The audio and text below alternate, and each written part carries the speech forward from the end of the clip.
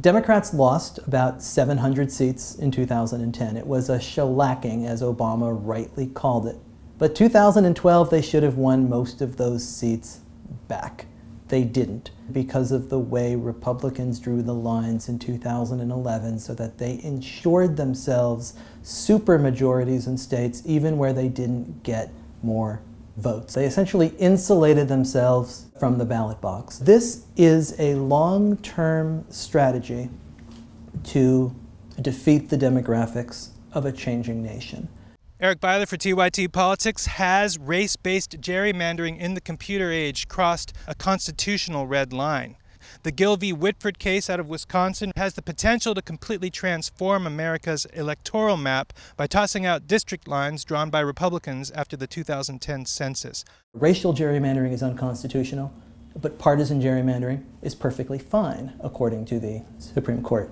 And what they're doing is they're using race data to draw these lines, but because most African Americans vote Democratic, they're saying, this is not a racial gerrymander. Right. We're doing a partisan gerrymander. It's not true, it's deeply cynical, and it's been undone by their own draft maps, by their own emails that make it very clear that what they are doing is a very sophisticated racial gerrymander and trying to pass it off as a partisan gerrymander. So the original idea of having districts was basically that people who live in close proximity to one another would have common interests. So what's wrong, for instance, with combining communities in Detroit to similar communities in Pontiac? By combining African American voters in the poorest neighborhoods of Detroit and running a thin district you could hit a golf ball over 30 miles north to Pontiac, the actual goal is turning all of the surrounding districts more Republican, whiter, and more suburban, and it's taking all of these voters and it's turning them into about 5 different Republican districts surrounding the city of Detroit. And in the end, what this does is in 2012, 240,000 more people vote for a Democratic U.S. House representative. But the delegation sends 9 Republicans and 5 Democrats to Washington. What do you say to the conservative argument that people choose to live in African American or Latino enclaves, and that leads to these maps that tend to favor an older, whiter, more conservative America? All you have to do to disprove that is to compare the 2008 election and the 2012 election. Take a state like Pennsylvania. In 2008 and in 2012, Democratic U.S. House candidates get about 100,000 more votes than Republicans in each of those years. In 2008, that number of votes sends 12 Democrats and 7 Republicans to Washington. In 2012, it sends 13 Republicans and 5 Democrats. So is it possible that all of the Democrats decided to cluster around Philadelphia in those 4 years? I suppose it's possible. But if you look at the way that the districts changed over those years, what you see is that the technology that is used to draw these lines are so surgical and precise. We've never had computer power like this. We've never had data like this. In 2010, the data is so precise. When the map makers move a line, one of these funny looking lines, a block or 2 in any direction, they immediately and instantly know what the impact and the consequence of it is going to be on the results, perhaps for the course of the next decade. So in 2012, Democrats get 1.4 million more votes nationally for the U.S. House.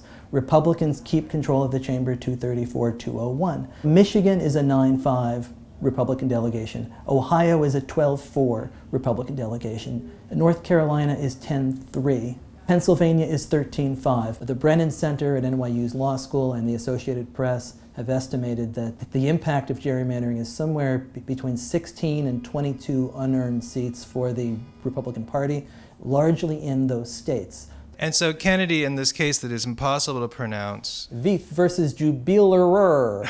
Okay. I'm going to just put it on the screen. He said, I just need some nerd to figure out a way for us to measure the way in which political gerrymandering impacts elections. Yes, Justice Kennedy, in this 2004 case, the Veith case out of Pennsylvania, Kennedy is the swing justice in 2004, just as he is now, and you have 4 conservatives to his right, led by Justice Scalia, who essentially argue that we've been talking about partisan gerrymandering for centuries and we can't find a standard, let's just call it non-justiciable. Kennedy doesn't like any of the standards that he has shown in the 2004 case. So he sides with the conservatives, but he does not join in the Scalia opinion. He writes his own opinion and says, I think that this is bad. I don't see a remedy in front of me, but I'm not ready to close my eyes to the fact that one could come along at some point in time. Something that is clear and manageable and nonpartisan and able to be applied fairly, and that you can immediately see when a partisan gerrymander has gone too far and might be unconstitutional. So there's a really interesting theory being advanced in this Wisconsin case, which is Gill versus Whitford. It's taken this long for partisan gerrymandering to come back to the Supreme Court. Once again, Justice Kennedy being the swing justice. You have a theorem called the efficiency gap at the heart of this case. And essentially, it is a way to measure the number of wasted votes. Any vote that does not contribute to a victory. So when you pile up these Democratic districts that elect folks with 70–80% and Republican districts that elect folks at 52, 53, 54, these gerrymanders in Wisconsin and Michigan and Pennsylvania and North Carolina, when you measure them using this theorem, it is off the charts what happened after 2010. What you see is that the partisan impact of gerrymandering essentially triples after 2010. So the question becomes whether this standard or something else that emerges in the Whitford case could convince Justice Kennedy. It could be all on the shoulders of one person. It's not hyperbole to say so. So Wisconsin does involve Latino voters, though, right? It was shown that they, in fact, the emails showed that they purposefully were trying to pack Latino voters in order to bleach the Republican districts, make them whiter, and therefore easier for Republicans to win. So how does the racial gerrymandering and the political gerrymandering dovetail? That is always the complicated question in these cases.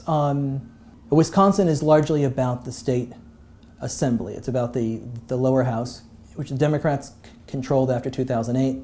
Republicans take it over in 2010, and they wildly gerrymander. So that when, in 2012, the Democrats win more votes, Republicans take 60 of the 99 seats. They've since increased it up to 65. So this outrages a handful of activists, and they begin the process of lawsuits that eventually leads us to the Whitford case. And in the course of discovery, the emails and the draft maps that they see, first, Republicans moved the entire process behind closed doors. That they took it out of the Capitol and they move it into a law firm across the street that's very politically connected. They claim attorney-client privilege for the maps that they're drawing. But they're using public money to pay those lawyers. They're using public money, hundreds of thousands of dollars to pay these lawyers. Yeah.